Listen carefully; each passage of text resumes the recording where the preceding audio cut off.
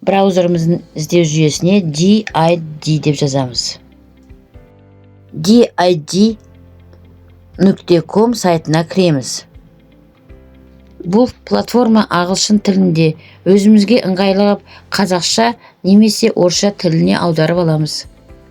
Сайтқа тіркелгеннен кейін ол ашылады. Аватар жасау тетігін басамыз. Дыбысталатын суретімізді енгіземіз.